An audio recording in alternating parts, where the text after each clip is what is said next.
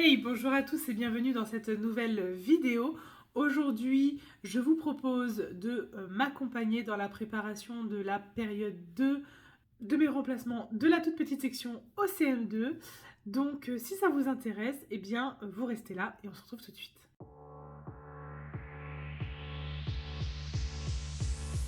Alors, on est actuellement fin de P1 et donc je vais devoir commencer à préparer eh bien, mes remplacements pour la P2, donc la période 2.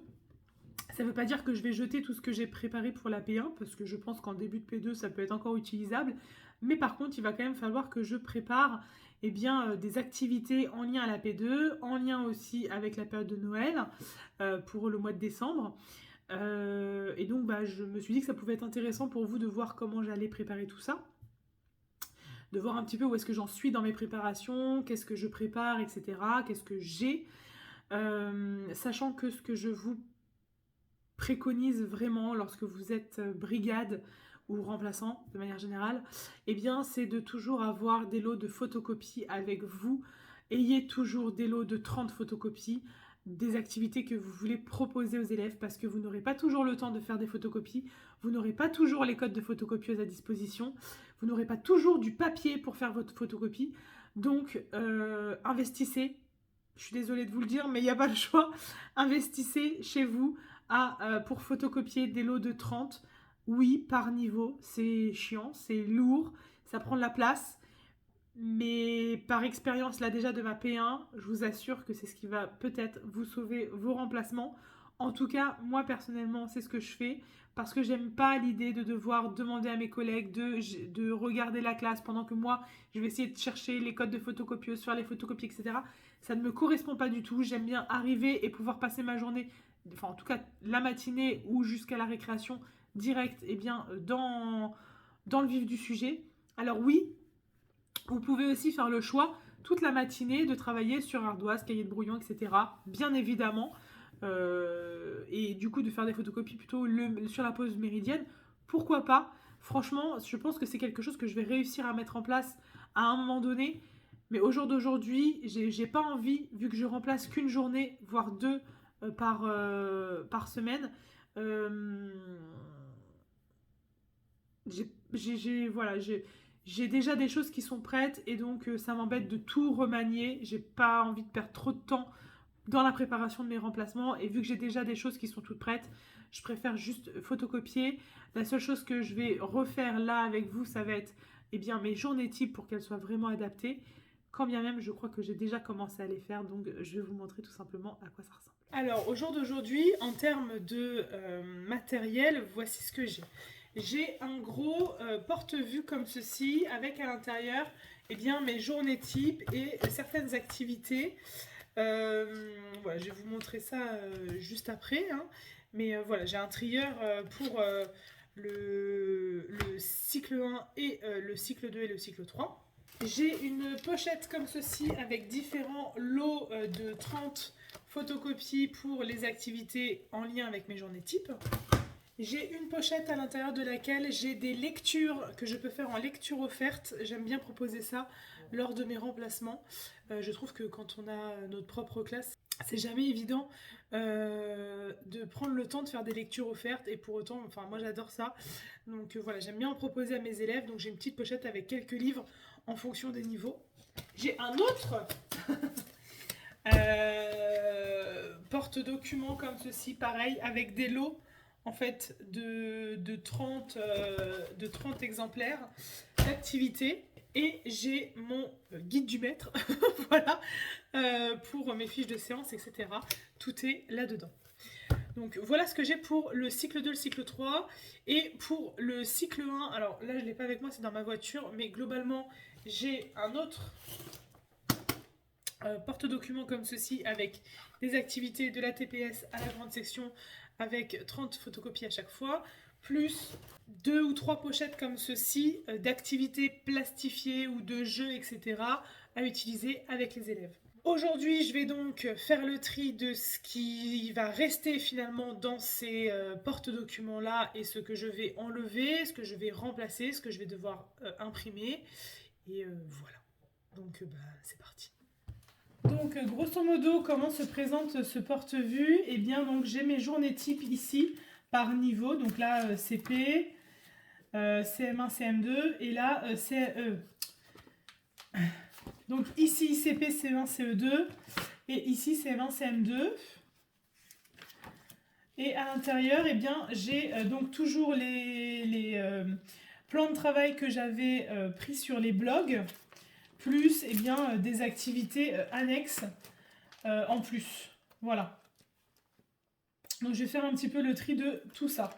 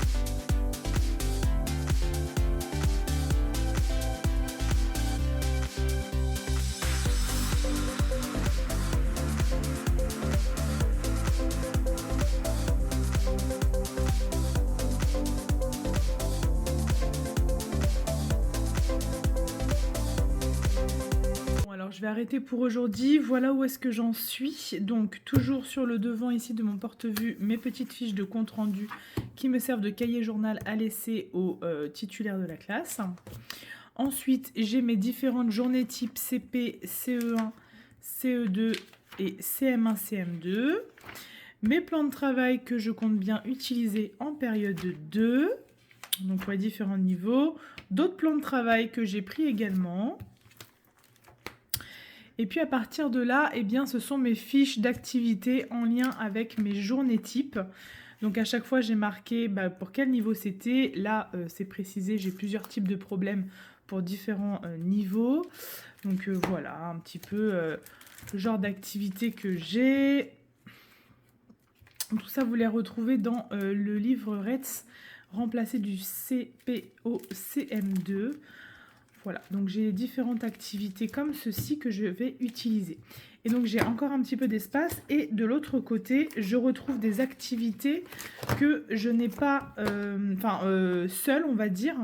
Donc là, par exemple, un coloriage que je peux utiliser du CP au CM2 en lien avec une production d'écrit, par exemple.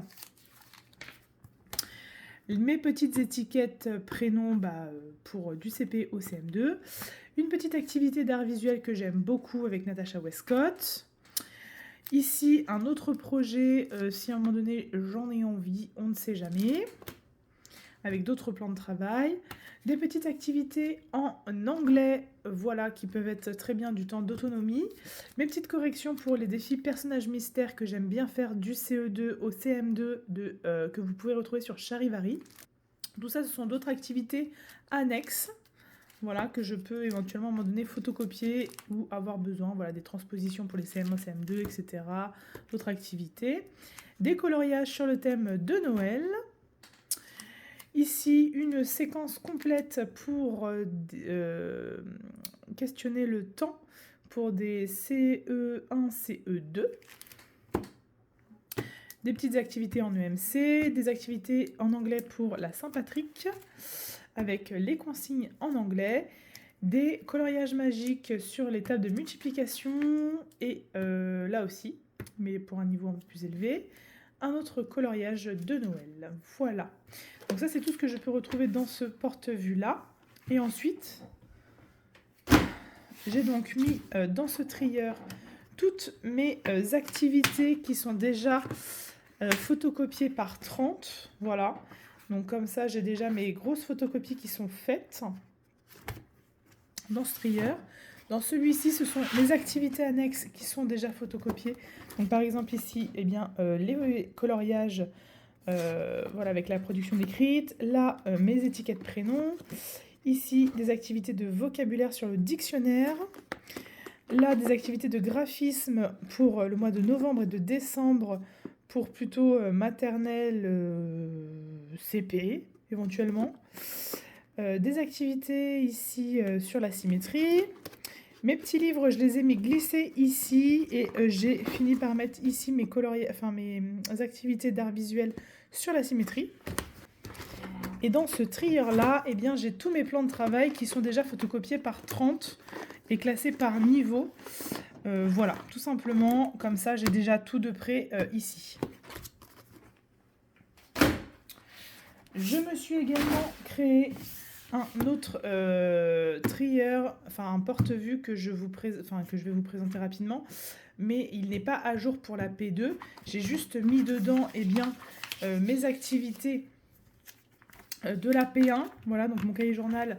Donc en fait, j'avais fait pour de la TPS à la grande section. J'avais tout simplement différencié ici mes ateliers. Et là, j'avais prévu de travailler sur le livre Gloops. Donc voilà, du coup, j'ai toutes les activités ici que j'avais prévues avec septembre, octobre, etc. Et donc, j'ai juste commencé ici pour la deuxième période avec novembre et décembre. Et je mettrai toutes les activités qui seront en lien avec le livre Le Noël du Hérisson que j'ai choisi de travailler pour la P2. Voilà, mais je ferai ça un autre jour. Voilà. Bon, alors on se retrouve avec le porte-vue de la maternelle que je viens de finir de compléter sur le thème, du coup, pour la P2 du Noël, le Noël du Hérisson. Une histoire très sympathique. Donc, voilà comment ça se présente. Donc, ça, c'est toute la partie P1 que je garde quand même pour le début de période. Voilà. Et on arrive là sur le cahier journal du coup de la journée, à savoir que je n'ai fait aucune photocopie pour la partie atelier ici, et que donc si je n'ai pas le temps de le faire en amont ou par la TSEM, eh bien j'inverserai ce temps d'atelier avec le temps de motricité qui est juste là. Ensuite, vous l'aviez vu hier, eh bien novembre et décembre pour travailler le graphisme. Voilà, et une petite activité en art visuel que l'on pourrait utiliser soit sur du papier canson pour faire de la peinture, soit avec de la pâte à modeler pour faire les piquants, etc. etc. Donc voilà. Ensuite, on arrive ici à des activités qui pourraient très bien se faire en atelier. Donc là, vous voyez que la partie donc, puzzle, mais derrière, j'ai évidemment les fiches sur lesquelles il faut coller. Une activité ici, il faut retrouver l'animal réel par rapport au personnage.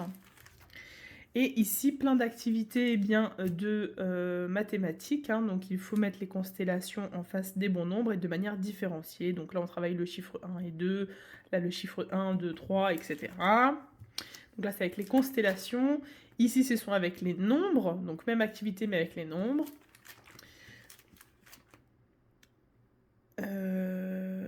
Oui, là on est toujours avec les nombres. Et ici, donc, activité que je plastifierai, il faut écrire le bon nombre de bonnets. Voilà. Ensuite, ici, des activités plutôt de français où il faut retrouver les lettres et les coller. Voilà. Donc capital d'imprimerie. Et puis jusqu'au cursive, bien sûr. Ici, pareil, mais plutôt avec les lettres. On est sur le titre, évidemment, de l'album. Ici, une activité pareille avec les lettres, mais sur des lignes comme ça. Donc, plutôt PSMS, ici, GS. Là, pareil, réécrire le titre de l'album. Ici, ce sont des activités qui devront être plastifiées et avec des petits scratchs comme ça. L'idée, c'est de plastifier donc l'étiquette et donc de mettre un petit scratch. Et il y aura les lettres qui sont juste derrière, qui seront elles aussi plastifiées avec le petit scratch. Et il faudra remettre les lettres correctement. Voilà. Ici, des activités que je vais plastifier également. Et là, il faudra écrire avec un feutre Velleda. Ici également, il faut écrire. Là, ce sont toutes les étiquettes que je vais devoir plastifier qui sont en lien avec l'histoire pendant que je raconte. Une petite comptine de Noël. avec une activité de Noël qu'on peut faire en pâte à modeler, donc créer des petites boules de pâte à modeler et des colombins pour les guirlandes. D'autres activités de Noël qu'il faudra que je plastifie avec également des petits scratchs comme ceci, voilà, de repérage, etc. Ici, pour travailler le tableau à double entrée, donc simple et multiple. Voilà. Voilà tout ce qui va concerner la P2. Et à la fin de ce porte-vue, je ne vous ai pas montré hier, mais donc j'ai toute la partie programmation que vous pourrez retrouver sur mon Padlet en fin de période, en fin d'année je pense, puisque je ne vais pas le mettre en ligne tout de suite. Mes lignes de découpage, une petite activité sur l'escargot que je ferai certainement au printemps. Des pavages sur le thème des Jeux Olympiques. Et là, des activités de graphisme qu'il va falloir que je plastifie. Voilà, j'ai un petit paquet là de graphisme comme ça, pareil, qui peut se faire en atelier. Pour vous montrer un petit peu comment ça peut s'organiser. Donc ça, c'est ce que j'avais pour la P1. Donc j'ai des activités comme ça déjà plastifiées pour l'écriture des nombres. Hein, voilà. Donc voilà pour par exemple l'album Gloops. J'avais donc plastifié tous les personnages, etc. pour pouvoir raconter. Donc je ferai pareil avec l'histoire du hérisson. Et j'ai également ici des jeux voilà, que l'on peut utiliser à n'importe quel moment pour travailler différentes compétences. Voilà, avec des choses à travailler en pâte à modeler également. Donc voilà, ça je vais les garder également. Et donc j'avais également une pochette comme ceci, donc là avec le mois d'octobre, que je vais d'ailleurs pouvoir enlever. Hein. J'ai des petits coloriages comme ceci, les pavages, qui ne sont pas découpés, et toutes mes activités de découpage, voilà, de manière différenciée aussi, j'en ai plusieurs vraiment. Donc voilà. Voilà pour la partie maternelle. Voilà tout ce que j'ai préparé bien pour la période 2. Je ne vais pas vous filmer le moment où je plastifie, je découpe, etc. Vous savez comment ça se passe. Hein. Éventuellement, je pourrais vous présenter si je remplace ou si je fais tester mon fils, eh bien, les activités en train d'être manipulées. Ça pourrait être éventuellement intéressant pour voir si ça marche pas, etc. Mais voilà, globalement, donc en une journée complète, donc 2 demi-journées, là, j'ai pris. J'ai terminé tout ce qui concerne mes remplacements pour la période 2. Voilà, donc une journée, c'est un peu long, je vais pas vous le cacher. Mais en même temps, je me dis que ça va tellement servir pour mon fils aussi que je le fais avec plaisir. Et quand j'imprime tout ça, ça me donne presque envie de faire de la maternelle, même si j'en ai jamais fait. Donc voilà. Vous me direz si ça vous a été utile. Je vais essayer de mettre dans la barre d'infos le Padlet pour mes remplacements avec tous les liens, etc. qui sont actifs et que je continuerai à fournir au fur et à mesure de l'année parce que ça peut peut-être vous être utile également. Voilà, donc n'hésitez pas si vous voyez des activités que je vous présente mais que vous ne retrouvez pas dans le Padlet à me les laisser, à me le dire en commentaire pour que je puisse continuer à fournir le Padlet. Voilà. Et bien écoutez, je vous souhaite une très bonne journée. Je vous dis à dimanche prochain pour une nouvelle vidéo. En attendant, prenez soin de vous. Bye bye.